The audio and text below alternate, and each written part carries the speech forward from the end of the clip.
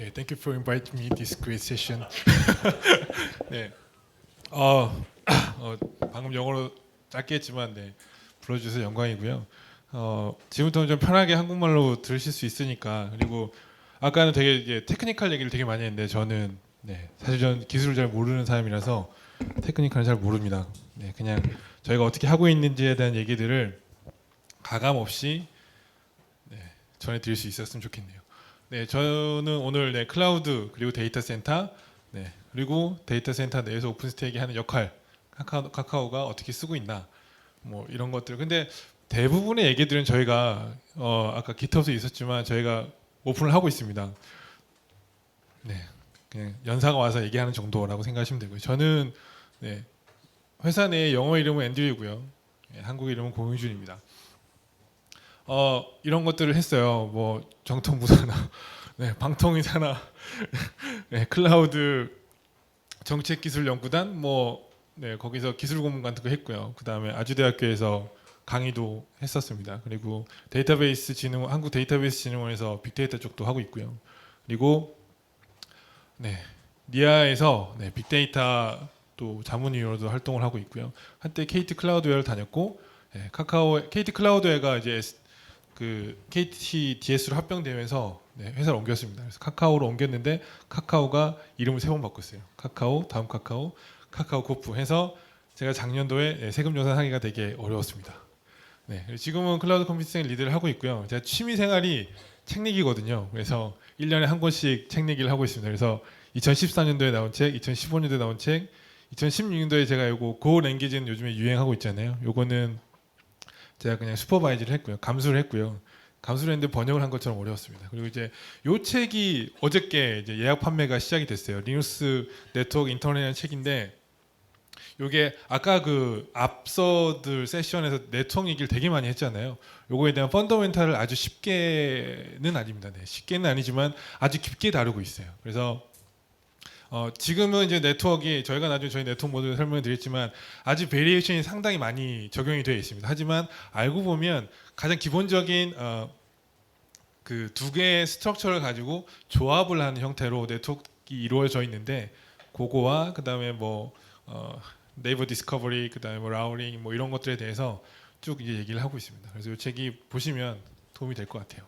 자, 저는 카카오에서 근무를 하고 있고요. 저희 회사의 비전은 커넥트 에브리띵입니다. 그래서 주로 요즘에는 O2O 쪽에 많이 얘기들이 나오고 있죠. 그래서 얼마 전에 대리운전 카카오 드라이버도 오픈을 했고요. 그래서 아주 많은 것들을 연결을 해서 새로운 세계를 만들고자 노력을 하고 있습니다. 자, 이제 이게 제가 할 얘기의 중심인데요. F1을 혹시 좋아하시는 분 계세요?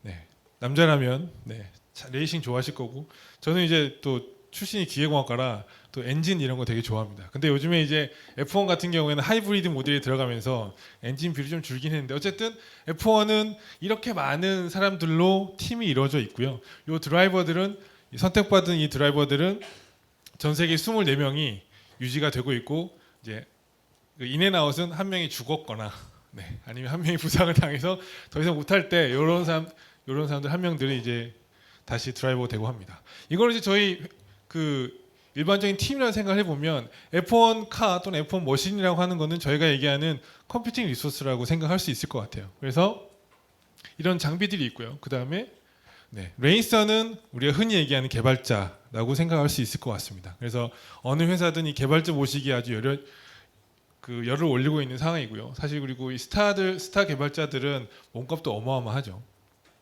그리고 여기 보이는 뒤에 이 미케닉들이라고 불리는 정비를 하고 차량 데이터를 분석하고 실제로는 되게 많은 백그라운드에서 일을 하는 사람들을 저희는 그냥 엔지니어라고 부릅니다. 저희 회사에 한번 그 대표님께서 얘기를 하시다가 축구 팀을 비유를 했었어요. 축구 팀에서 공격수와 수비수 얘기했습니다. 근데 이제 여러분들도 그렇고 저도 그렇고 머릿속에 떠오르는 건 그럼 공격수는 뭐지? 누가 공격수고 공격수가 잘난 사람이고 수비수는 그렇지 않은 사람인가? 이런 논란이 되게 많은데 대표님이 하고자 했던 얘기는 이렇게 다 팀이다. 네, 공격수 수비수가 중요한 게 아니라 팀이 깨지면 공격수 수비수도 의미가 없다라는 말로 했는데 어쨌든 네, F1 팀도 이렇게 많은 구성원들이 모여서 이루어지고 있습니다. 그리고 이제 2016년 되면서 F1의 규정들이 되게 많이 바뀌었어요. 그래서 실제로 F1에서 쓸 수 있는 전략이라고 하는 거는 여기 있는 보시는 요거 있죠. 예. 타이어를 어떤 것들을 할 거냐에 대한 거밖에 없습니다. 그래서 웨 타이어를 할 거냐, 아니면 피트인을 언제 하고, 뭐 어떤 타이어로 갈고, 뭐 이런 것들을 전략을 쭉 세울 수밖에 없는데 지금 보시면 네. 제가 영상을 하나 보여드릴게요. 지금 말고요. 네, 그거 말고. 네. 그래서 요 타이어를 얼마나 빨리 가느냐에 따라서 사실은 승패가 좌우가 돼요. 그래서 여러분들 유튜브나 이런 걸 보셨겠지만 그 타이어 탁 갈고 피트 들어와서 탁 갈고 딱 나가는데 보통은 5초 이내에 다 끝납니다. 그리고 요즘은 피트 최고 기록은 2.4초일 거예요. 즉 아주 빨리 그냥 갈면은, 왜냐하면 드라이버가 이제 다시 이제 트랙으로 갈 수 있는 시간이 짧아지니까. 그래서 대부분은 뭐라고 믿고 있냐? 네. 빨리 갈면 이길 수 있다라고 생각합니다. 그런데 자, 영상을 하나 보여드릴게요. 제목은 에자일 미스라고 달았는데요. 네, 이 친구가 리카도라는 친구고요. 그 친구 팀에서 있었던 일을 한번 보여드릴게요. 네. 여기 자막을 보면 Where's the tire? 그러죠. 좀 있으면 차가 들어오는데 차가 들어오고 있죠. 타이어를 뺐어요. 근데 타이어가 없습니다. 네, 이런 일이 정말 역사상 F1 역사상 이런 일이 별로 없었는데 이런 일이 생겼어요. 그 중요하다는 타이어 교체 시에서 지금 이 친구가 그 피트 기록이 최고였던 팀인데 바닥으로 떨어졌습니다. 그래서 결국 어떻게 됐냐면 지금 옆에서 이 친구는 트랙을 돌고 있는 친구고 이 친구는 이제 피트를 나오고 있는 이제 모습이에요. 근데 피트 내에서는 또 규정 속도가 있거든요. 빨리 못 달립니다. 엄청나게 빨리 나오죠. 결국에는 이 친구가 2등을 하던 친구였는데 이 친구가 피트를 늦게 함으로써 결국에는 이 친구가 1등을 했어요. 아주 운이 좋은 친구죠.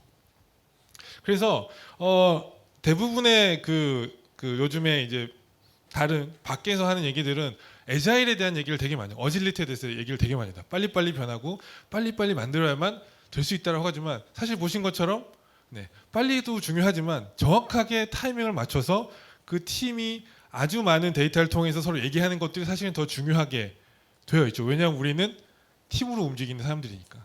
만약 혼자 일한다면 빨리빨리 만드는 게 제일 좋습니다. 그래서 자, 그럼 이제 클라우드가 도대체 뭐냐? 저희는 이렇게 한번 정의를 했어요. 클라우드는 프로그래머블 리소스 매니지먼트다. 즉 리소스는 프로그래머블은 뭔지 아실 거고요. API나 아니면 SDK를 통해서 다룬다는 거고. 그러면 리소스는 과연 뭘까요? 제가 지금 시간이 되게 촉박한 것 같아서 어쨌든 리소스는 뭘까요? 그리고 리소스에 대한 관리는 또 뭘까요? 이런 것들을 막 생각을 하고 저희는 매년마다 이러고 이제 얘기를 하고 있습니다. 어쨌든 해보니까 클라우드는 처음에는 이런 건 줄 알았는데 결국에 보니까 문화다. 어떤 문화냐? 그동안 디플로잉하고 그다음에 리소스를 디플로잉하고 매니지먼트를 했던 그 문화들을 완전히 바꾸는 그런 거고, 그 문화의 핵심은 자동이고 그 문화를 서포트하기 위해서 기술이 내지는 기술을 사용한다라고 이제 저희가 정의를 했어요. 내부 회의에서 이렇게 했습니다. 자, 그럼 데이터 센터는 과연 뭘까요? 저희가 클라우드 하면서 사실은 가장 어려웠던 점이 뭐냐면 이런 거였어요. 데이터 센터. 과연 데이터 센터가 뭘까? 그다음에 퍼블릭 클라우드도 데이터 센터라고 하는데, 그래서 데이터 센터를 보니까 클라우드가 생기기 전에는 이런 모습들이 많이 나왔습니다. 그래서 보면은 이건 아마 전기를 공급하거나 아니면 냉각수를 공급하는 어떤 장치일 텐데, 그리고 이건 서버들이고요. 그래서 예전에는 퍼실리티 중심이었고 그 퍼실리티에 들어가는 이퀴프먼트를 어떻게 잘 처리하가 데이터 센터의 주된 롤이었고, 이런 걸 어떻게 잘 했느냐에 따라서 호스팅 서비스나 클라우드 서비스를 잘 할 수 있었어요. 그런데 클라우드가 되면서부터, 즉 남의 리소스를 내 것처럼 쓸 수 있는 시대가 되면서부터는 데이터 센터 자체에 대한 컨셉이 약간 바뀌는 거 있는 것 같습니다. 그래서 이제는 중앙화된 곳에서 데이터를 저장하고 관리하고 필요한 곳에 뿌릴 수 있는 거를 하는 행동을 해주는 어떤 것을 데이터 센터라고 정의를 하면 이제 많은 것들이 바뀌게 되는데, 그리고 사용자는 이러한 데이터를 API를 통해서 받아야겠다. 그리고 받을 수 있도록 해야겠다는 게 이제 클라우드 시대의 데이터 센터라고 저희가 생각을 했습니다. 자, 그러면 클라우드 데이터 센터에 필요한 건 뭘까요? 가장 중요한 게 아까 저희 네트워크 오토메이션 그다음에 오토메이션에 대한 얘기를 쭉 했었는데 사실은 뭐 앤서블도 중요하고 셰프도 중요하고 퍼펫도 중요하지만 가장 중요한 건 뭐냐면 대부분은 요거에 대해서 얘기를 하고 있어요. 어떻게 컨피그레이션 오토메이션 할 거냐. 그래서 스위치에 뭐 앤서블을 돌린다든지 아니면 컴퓨터 노드에 뭐 셰프를 돌리는지 이런 것들에 대해서 얘기를 하고 있는데 가장 중요한 건 컨피그레이션 매니지먼트는 중앙에서 누군가 해줘야 됩니다.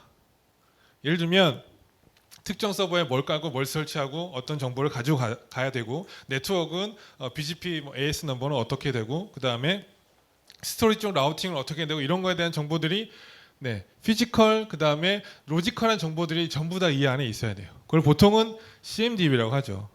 컨피그레이션 매니지먼트 데이터베이스라고 하는데 그게 중앙에 있어서 기존에 우리가 알고 있던 인벤토리 정보들 우리가 ERP 돌리려면 뭐 필요하죠. 뭐 스위치 몇 개고 이런 것뿐만 아니라 로지컬한 컨피그레이션까지 다 가지고 있어야만 이런 것들이 가능해집니다. 컨피그레이션 매니지먼트가 데이터 센터 레벨로 가능해지는 거죠. 그리고 이런 거가 있으면 이제 ERP 하기도 편하고 SM 매니지먼트 하기도 아주 편해지는 겁니다.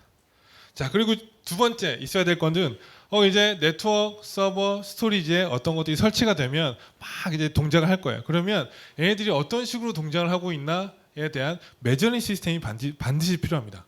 그래서 데이터 센터에 집어넣거나 아니면 내가 컴퓨터 리소스를 받아서 계산을 막 해낼 때 내가 과연 얼마나 쓰고 있지? 그 다음에 사용자들은 꼭 그런 걸 원하죠. 내가 만약에 80%를 쓰고 있다 아니면 100%를 썼을 때 어럴트 같은 걸 받길 원해요. 그래서 단순히 모니터링, 로깅뿐만 아니라 메저링까지 할 수 있도록 즉 어떤 기준을 두고 거기에 찼나 벗어났나를 볼 수 있는 시스템이 필요합니다. 그런 게 있어야만 빌링이 가능하고요. 그런 게 있어야만 오토 스케일링이라는 게 가능합니다.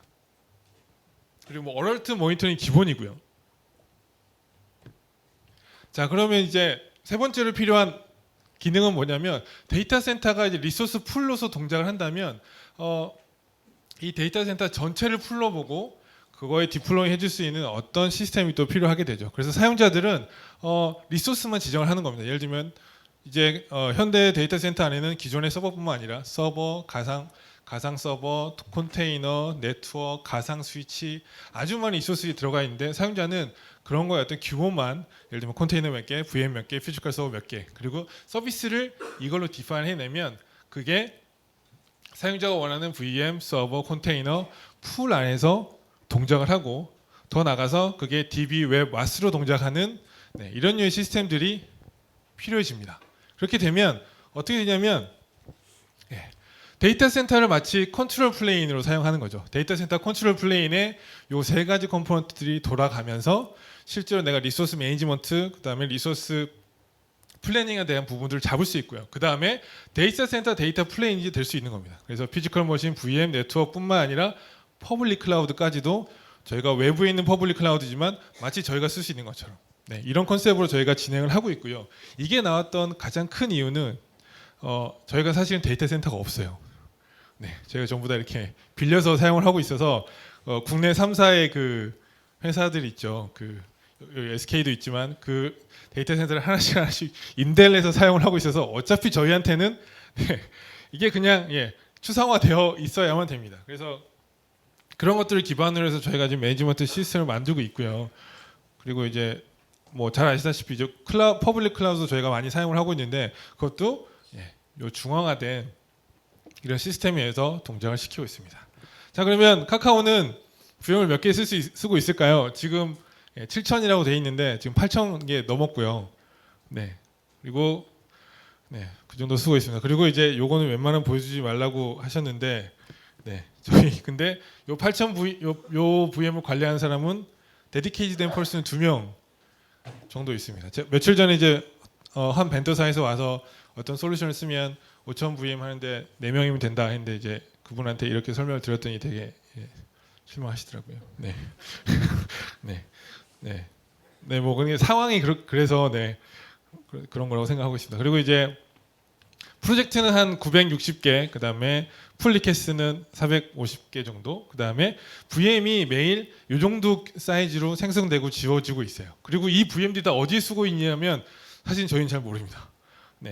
사용자가 생성을 해서 자기가 원하는 데 쓰고 있어서 이게 뭐 어떤 경우에는 개발용, 어떤 경우는 실서비스 백엔드, 어떤 경우에는 서비스로 직접 나가기도 합니다. 예를 들면 여러분들 알고 계시는 그 카카오 드라이버 있죠. 카카오 드라이버 프로모션은 다 VM으로 했어요. 그리고 조금 있으면 나오던 몇몇 개의 서버들이 있는데 그건 전부 다 VM에서 하고 있고, 얼마 전에 여러분들 잘 모르시지만 다음 메일이 완전 개편을 했거든요.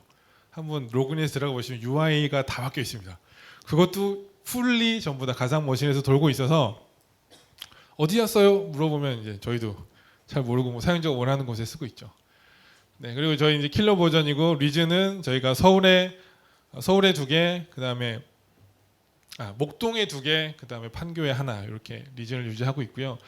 기본적으로 알고 계신 노바, 뉴트론 이외에 히트, 트러브, 사하라 이런 것들을 돌리고 있습니다. 그리고 이제 저희가 데브옵스를 하고 있는데요. 저희가 하다 보면 항상 오픈스택은 오픈 소스이기 때문에 버그가 있기도 하고 아니면 업그레이드가 있기도 합니다. 그래서 자잘한 버그나 아니면 자잘한 패치들을 그다음에 저희가 또 저희 나름대로 커스터마이즈 코드를 위해서 그 깃을 사용하고 있고요. 깃에 풀 리퀘스트가 날라오면 젠킨스가 키친이라는 걸 통해서 아주 작은 오픈스택 클러스터를 오픈스택 안에서 또 하나 만들고요. 그 안에서 테스트를 다 한 다음에 저희가 보통 셰프 코드로 테스트를 하거든요. 컴피레이션 하니까 그게 다 하고 뭐 필요한 테스트 다 끝나면 리절트가 나옵니다. 이제 그거가 오케이 되면 그때부터 이제 뭐 머지를 하든지 이런 과정을 하고요. 그리고 항상 이제 이런 식으로 테스트가 되고 그 다음에 테스트를 할 때 이런 식으로 이제 서로 커뮤니케이션을 해요. 그래서 이게 어떤 문제가 이제 여기 보면 이제 파일이 몇 개 바뀌었잖아요. 그거에 대해서 서로 얘기를 하는 거죠. 뭐 문제가 있다 없다. 그다음에 문제를 뭐 이런 식으로 해결하면 좋겠다. 이건 아주 짧게 돼 있지만 그리고 이제 젠킨스가 더불어서 나 테스트 잘 끝났어요라고 얘기를 해주면 이렇게 여기 초록색 있죠. 여기 해주면 이제 서로 좀 얘기하는 거죠. 우리끼리 좋은 것 같아. 그래서 이런 식으로 해뒀던 가장 큰 이유는 어쨌든 저희는 아주 많은 VM들을 관리하고 있기 때문에 사람들이 스트레스가 사실은 굉장히 많습니다. 하나가 다운이 돼도 사실은 뭐 회사에서 그렇게 뭐라고 하진 않지만 개인적으로 되게 이렇게 부담이 오기 때문에 그래서 이렇게 휴먼 인터랙션이 어떻게 이렇게 많아지면 그 대화를 좀 잘하시는 분들은 부드럽게 할 수도 있는데 대화가 좀 안 되시는 분들은 막 싸우죠. 그죠? 뭐 하다가 뭐가 안 되면 네. 그리고 가장 이제 황당한 싸움들은 보통 이제 포매터 가지고 코드 포매터 가지고 싸우는 건데 그런 것들은 네 실제로 여러분들 싸우는 거 못 보시죠? 저는 봤거든요. 그런 것들을 전부 다 여기 테스트에서 다 걸러냅니다. 그래서 그런 것들은 싸울 것도 없어요. 너가 짠 코드도 포매터 맞춰야 되고 내가 짠 코드도 포매터 맞춰야 되고 더불어서 젠킨스가 수행하는 이 테스트를 다 공통으로 통과해야 되기 때문에 공통의 적이 있죠. 네, 그래서 서로 이제 약간 이제 취업도 합니다. 그리고 이렇게 풀 리퀘스트를 날리고 서로 리뷰를 해주는 게 이제 요즘 시대의 이제 페어 프로그래밍이라고 저희는 생각을 해요. 굳이 옆에 앉아서 두 눈으로 보면서 이렇게 하는 게 아니라 예, 이미 올라오면 이렇게 하는 거죠. 네, 그리고 젠킨스에는 이렇게 화면이 보입니다. 그래서 몇 개의 테스트가 동시에 돌고 있고요. 네, 그래서 저희는 그러면 이제 아까 그 1, 2, 3 필요한 것 중에 뭐 어떻게 사용하는지 한번 보여드릴게요. 저희가 이제 CMDB API가 있고요. 네트워크 팀하고 시스템 팀이 자신들이 산 서버나 아니면 자신들이 배치한 서버에 대한 정보들을 다 올려주고 계세요. 그러면 툴박스라는 툴이 새로운 서버가 들어오면 이제 사용 가능한 어떤 서버들로 이렇게 해줍니다. 예를 들면 베이스 OS를 설치해 준다든지 아니면 뭐 이더넷 드라이브를 좀 설치해 준다든지 그런 걸 해줍니다. 그리고 네, 네트워크 팀은 필요한 네트워크 스위치들을 요 CMDB를 기준으로 해서 설치해 주면 저희는 요 정보, 그다음 요 정보를 통해서 그냥 네, 오픈 스택을 셰프 코드를 통해서 그냥 배포를 하는 형태로 되어 있죠. 네, 그리고 이제 저희가 쓰는 SDN인데 저희는 오픈플로우 기반의 SDN을 사용하지 않고 있습니다. 대신에 저희는 32비트 네트워크하고 그다음에 아까 잠깐 그 앞에 그 오픈 네트워크스 분이 HP 분이 설명해 주신 BGP를 통해서 컴퓨터 노드하고 TOR은 BGP를 연결하고요. 그 바깥은 또 이 BGP라는 걸 통해서 서로 연동하도록 되어 있습니다. 그리고 이게 실제 서비스 서버예요. 그래서 보시면 네, 뭐 이중화 전혀 없습니다. 네, 이더넷 제로 하나밖에 없죠. 실제 인터페이스 하나만 들어가 있고요. 대신에 스위치 블록, 보통 이제 네임스페이스라고 하는데요.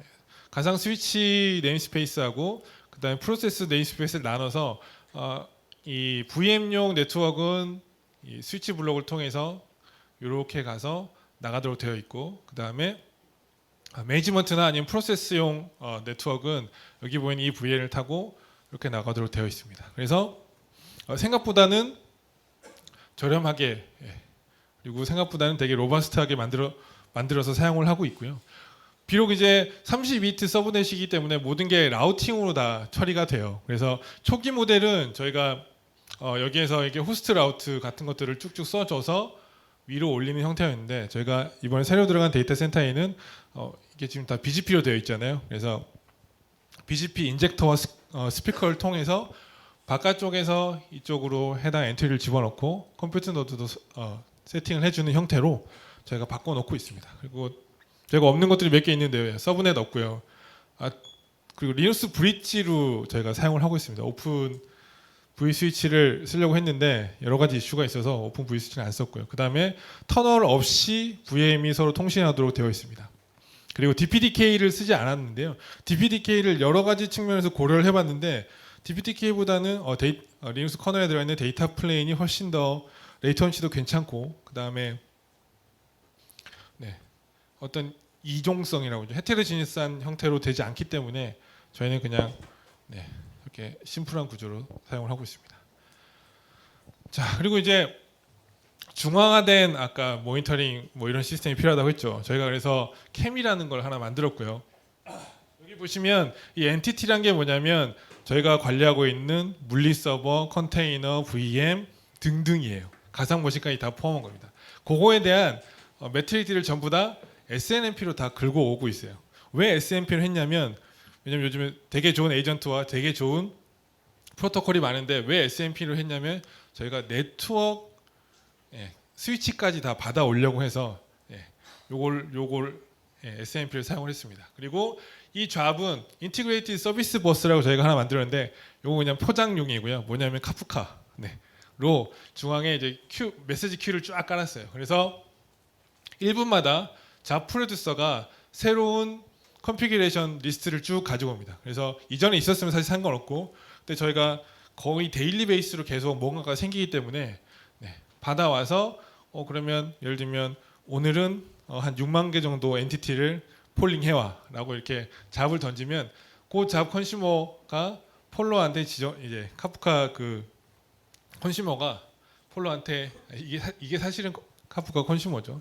걔가 이제 매트릭을 가져옵니다. 그러면 그 가져온 매트릭을 하나의 큐지만 여러 개의 파티션으로 쫙 나눠서 해놓으면 이제 매트릭 컴퓨테이션을 해요. 예를 들면 어떤 매트릭은 더 해야 되고, 어떤 매트릭은 계속 에버리지를 해야 되고, 어떤 매트릭은 델타를 봐야 되는데, 그런 것들을 쭉 해놓고 있으면 이제 또 그럼 새로운 큐에 넣는 거죠. 그러면 이제 SNMP를 가지고 가서 TSDB에 넣어서 우리가 보고 있는 타임 시리즈 데이터를 보여주는 화면 하나. 그 다음에 어떤 것들은 그 특정 엔티티나 아니면 특정 서버 그룹에 대한 서비스 그룹에 대한 이벤트를 핸들링해요. 그래서 딱 해서 어떤 사용자가 아까 여기서 여기 있죠. 여기서 걸어놨던 트레시홀드 같은 게 넘어갔는지 아닌지에 대한 판단을 하고, 그거에 대한 넘어갔어. 예를 들면 그건 에러야라고 판단을 하면 에러 큐에 넣고, 여기 이제 이벤트 핸들러들은 그 에러 큐에 있는 내용들만 쭉쭉쭉 뽑아서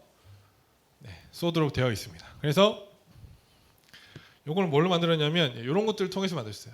이벤트 큐는 카프카 썼고요. 그 다음에 쌈자, 캐멀, 스톰, 고블린, 얀, HDFS, SCD, 오픈TSDB, HBase, 타조, 그라파나를 통해서 저희가 아까 그 데이터 센터 꽤 여러 개 있다라고 했죠. 그 데이터 센터 내에 있는 모든 매트릭을 다 가져오도록 되어 있습니다. 그래서 현재는 이제 이런 식으로 되어 있어요. CMDB API하고 케미 API를 통해서 모든 리소스에 대한 매트릭 정보는 다 게더링을 하고 있고, 그 오퍼레이터들은 그 위에서 모니터링, 컨트롤링, 프레딕팅 같은 것들을 하고 SM 매니지먼트까지 같이 하고 있고, 그 다음에 다른 서비스 API들이 있어요. 예를 들면 APM용으로 뭔가 모니터링을 해야 되는 시스템들이 있으면 그것들이 가지고 갈 수 있도록 저희가 API를 만들어놨습니다. 그리고 이제 지금은 이제 요런 것들을 사용해서 사용자가 컴퓨팅 리소스를 지정을 하고 그걸 디플로이 할 수 있는 시스템을 저희가 지금 개발하고 있어요. 원래 오늘 좀 공개를 하려고 했는데 네, 그건 아직 다 막 못 만들어서 공개를 못했습니다. 네. 여기까지가 제가 오늘 얘기한 내용을 되게 빨리 했고요. 지금 딱 25분 됐어요. 네. 혹시 질문 있으세요? 저기 마이크 좀 올려주시겠어요? 네네. 예, 안녕하세요. 그 SK 홀딩스에서 온 김정재라고 하고요. 네네네. 질문은 이제 이미 그 오픈스택이 미타카 버전까지 나왔는데 네. 앞으로 카카오에서 그 오픈스택의 버전 업데이트에 대한 정책을 어떻게 가지고 있는지, 또 어떤 바로 미타카로 갈지 아니면 중간에 리버트를 거쳐서 갈지 혹시 네네. 궁금해서 업그레이드요? 질문드렸습니다. 예. 그 부분은 단계를 밟아가는 게 저희의 정책이고요. 왜냐하면 그런 일이 한 번 있었어요. 한 단계를 올라갔을 때 이전 단계에서 업그레이드가 잘못돼서 VM이 한 번 싹 날아간 적이 있거든요. 작년 초인가요? 재작년 중순에 VM의 네트워크가 다 날아간 적이 있었습니다. 그래서 일단은 단계는 다 밟아 가려고 해요. 그리고 저희가 킬러 버전을 지금 가고 있는 가장 큰 이유는 일단은 저희가 업그레이드 준비를 좀 많이 하고 있습니다. 커스텀 패치나 이런 부분들을 하고 있고, 그다음에 카카오 내에서는 어쨌든 이 VM이죠. 오픈스택 VM이 이제 그냥 어떤 개발용이 아니라 프로덕션용으로 하고 있기 때문에 뭐 정책이나 이런 것들에 대한 얘기들이 있어서 초기에는 한 2단계 정도 뒤를 하는 게 조금 가장 스테이블했어요. 그래서 2단계 뒤를 갔고요. 저희가 연내로 조금 더 테스팅 시스템들을 강화하고 해서 한 단계 전걸로 쫓아가려고 하고 있습니다. 네. 네. 네. 카카오는 오픈스택에서 도커를 활용하고 있나요? 혹시 아니라면 사용을 힘들게 하는 어떤 이슈가 있었나요? 라는 네, 질문이 뭐 되게 많네요. 네. 일단은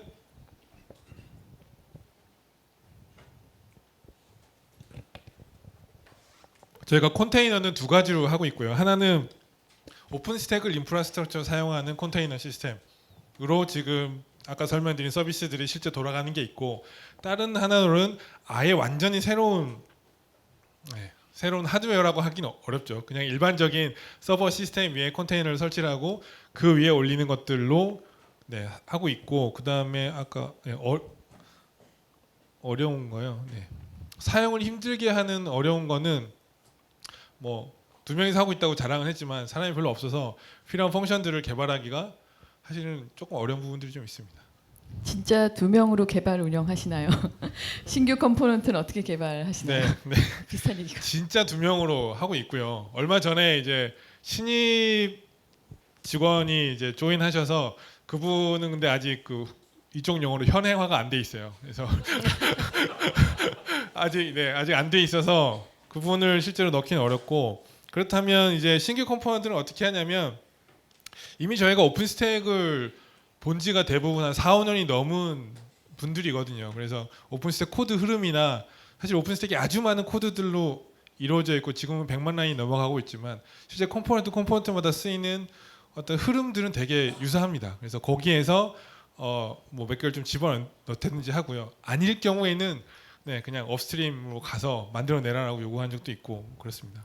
리눅스 브릿지를 사용하는 이유는 성능 이슈인가요? 리눅스 브릿지를 사용하는 이유는 일단은 요거는 이제 판단 미스였고요.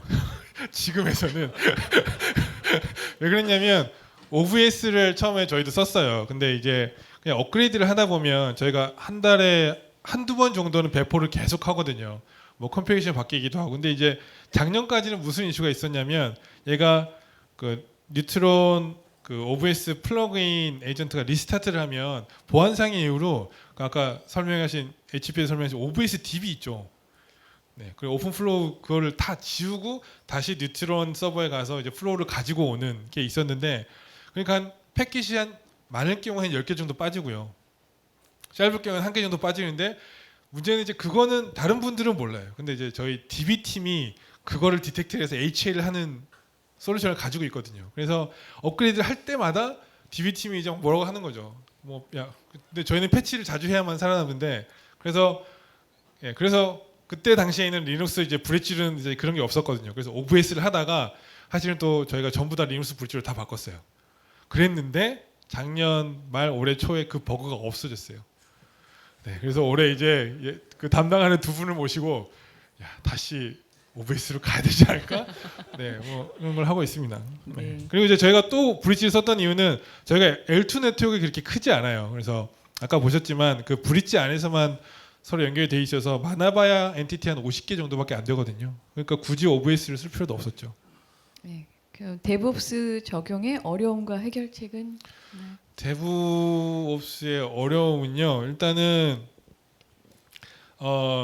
그 데브옵스가 사실은 뭔지 정의하는 게 사실은 되게 어렵잖아요. 여러 가지 뭐 그런 미스들도 많이 있고. 그런데 데브옵스 할 때 가장 어려운 점은 데브옵스가 뭔지 정의하는 게 사실은 가장 어려운 것 같아요. 그런데 아까 제가 보여드렸던 뭐 이런 거 있잖아요. 그래서 결국엔 데브옵스의 컬처는 개발과 오퍼레이션의 어떤 그 거리를 좁힌다라는 측면이라고 생각을 하거든요. 그러면 이제 개발하는 사람이 어쨌든 운영도 해야 되고요. 운영하는 사람이 어쨌든 개발도 해야 됩니다. 물론 이제 풀타임이라고 얘기하기는 좀 어렵지만 그렇다면 이제 그런 것들을 할 수 있는 보통 이제 한국은 그리고 대부분 회사들은 사람들을 어떻게 하려고 하는데 이제 저희 같은 경우는 이제 방금 보여주신 그런 툴들을 최대한 사용을 해서 그 갭을 좀 줄이려고 하긴 하지만 아직도 이제 얘기들은 계속 나오고 있는 것 같아요. 네, 마지막 질문이겠습니다. 쿠버네티스와 메소드에 대한 사용 계획 및 어떻게 생각하시나요? 네, 이거는 아무래도 저희 내부를 좀 아시는 분 같은데, 네, 그렇죠. 쿠버네티스하고 메조스에 대한 것들을 물어보시면, 네, 저희가 왜냐면 밖에서 뭐 얘기하고 다니거든요. 우리 쿠버네티스 쓰고 있고 메조스 쓰고 있고요.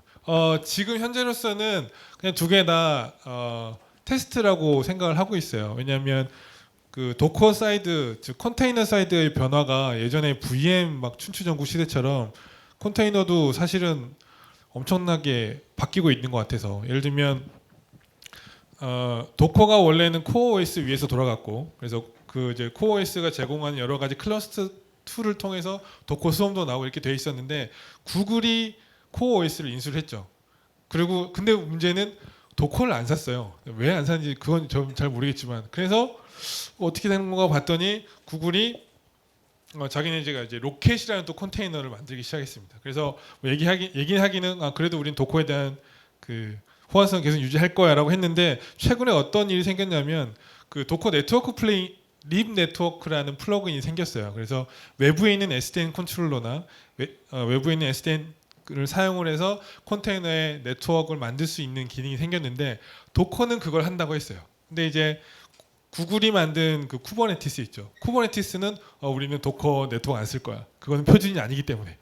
뭐 이런 일들이 벌어지고 있어요. 그래서 내부적으로는 컨테이너 오케스트레이터는 지금 두 개 다 테스트를 하고 있다라고 생각을 하고 있고요. 근데 하지만 어쨌든 두 개 다 지금 실서비스에서 사용은 되고 있고요. 전략은 제가 뭐 저는 이제 리더의 입장이니까 좋은 거 쓴다가 될 것 같네요. 네.